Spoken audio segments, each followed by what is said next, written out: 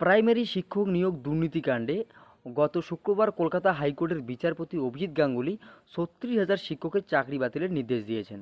তো সেক্ষেত্রে দেখা যাচ্ছে যে এই ৩৬,০০০-এর মধ্যে প্রত্যেকেই কিন্তু নন ট্রেন ছিলেন।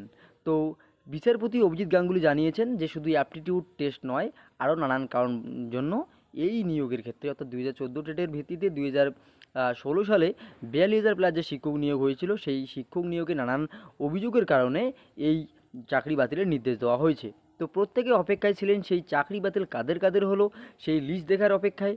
তো সেই লিস্ট আমাদের হাতে চলে এসেছে। তো আপনারা অন স্ক্রিনে দেখতেই পাচ্ছেন যে ২০১৭ সালে যে রিক্রুটমেন্ট হয়েছিল, অর্থাৎ ২০১৬ সালের যে নোটিফিকেশনে ১৭ সালে নিয়োগ হয়েছিল, সেই নিয়োগের যে নন ট্রেন যে ক্যান্ডিডেটরা ছিল, আপনারা জানেন সমস্ত নন ট্রেনেরই চাকরি কিন্তু বাতিল হয়েছে।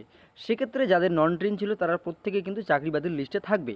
সেই নন ট্রেনের যে লিস্ট, সেই লিস্ট কিন্তু আমাদের হাতে এসেছে।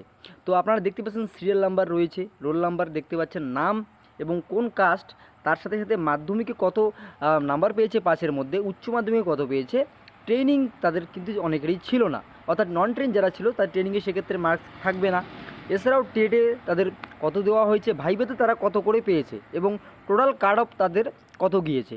তো এখানে কিন্তু সর্বমোট ৪৫৮ পৃষ্ঠা আপনারা দেখতে পাচ্ছেন, ৪৫৮ পেজে কিন্তু নন ট্রেনদের লিস্ট এখানে রয়েছে। সর্বমোট এখানে দেখা যাচ্ছে নন ট্রেন রয়েছে ৩০,১৮৫ জন। বিচারপতি অভিজিৎ গাঙ্গুলি যে নির্দেশ দিয়েছেন যে ৩৬,০০০ শিক্ষকের চাকরি বাতিল, সেক্ষেত্রে কিন্তু নন ট্রেন সেই নিয়োগের ক্ষেত্রে ছিল ৩০,১৮৫ জন।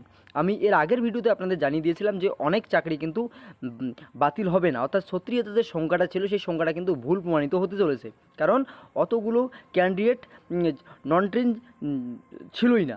সেক্ষেত্রে নন ট্রেনের সংখ্যা রয়েছে ৩০,১৮৫ জন, তার মধ্যে অনেকে প্রেয়ার টিচার রয়েছেন।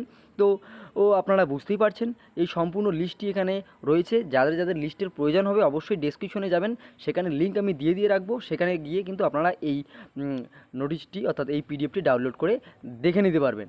তো ভিডিওটি ইনফরমেটিভ মনে হলে অবশ্যই এটি লাইক করে দেবেন, প্রচুর পরিমাণে শেয়ার করে সবাইকে জানিয়ে দেবেন এবং পরবর্তী আপডেট পেতে অবশ্যই চ্যানেলটিকে সাবস্ক্রাইব করে জুড়ে থাকবেন। ধন্যবাদ।